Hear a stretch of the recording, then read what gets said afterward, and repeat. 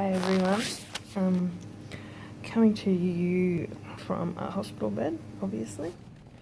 Yeah. It's gonna be a quick update, but I thought I should update. I am currently 32 weeks and 1 day.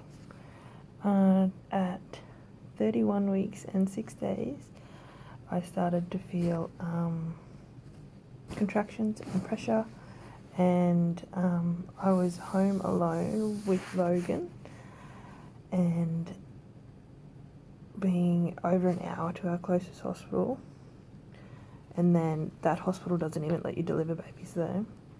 So I called our boss. He drove 80 kilometres, which is, it took him over an hour to get there, and I left his wife with Logan and we drove into town.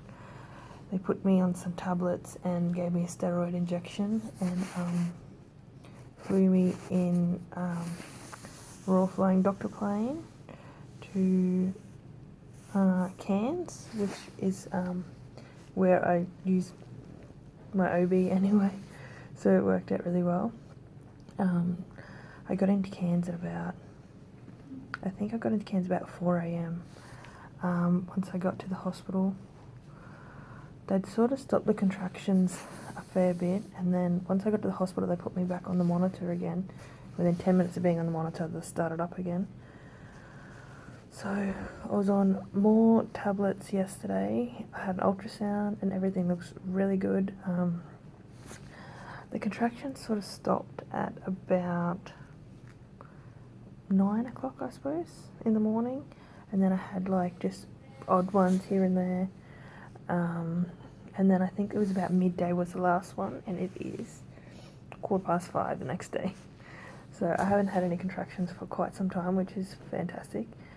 I had another steroid shot last night just to be sure, because my OB said it takes 48 hours for the first one to start to work. So he wanted just to make sure that everything is optimal if something happens. Baby is measuring 5 pounds at 32 weeks, so she's another big baby. She's looking really good. Really long legs. Her legs were measuring 34 plus 2, so 2 weeks and 2 days ahead. I feel okay. Ken and Logan are going to come see me this morning. I haven't seen them. It's the first time I've left Logan, so I was heartbroken having to leave him, and especially leaving with someone that he didn't really know, but apparently he's been just fine. Hasn't bothered him. And Ken drove the 10-hour trip yesterday with him. It's the first time he's had him on his own, so everyone's done a fantastic job. I really don't have that much more. I know that so much has happened in the last couple of days, but I don't really want to be doing too much of an update in a hospital bed where everyone can hear me talking. I will try and do an update later. I see my OB again this morning, and hopefully I can go home. This morning he said I should be able to go home, and since nothing's happened overnight, there should be no reason why I can't. And then he said he wants me to stay in town for a week, and then I can go home. So I need to discuss that with Ken more, because it is such a long way. I want to go home, but in the back of my head I'm thinking that's a stupid idea. You know, what if it happens again in another week, and then we have to do the same process again, like.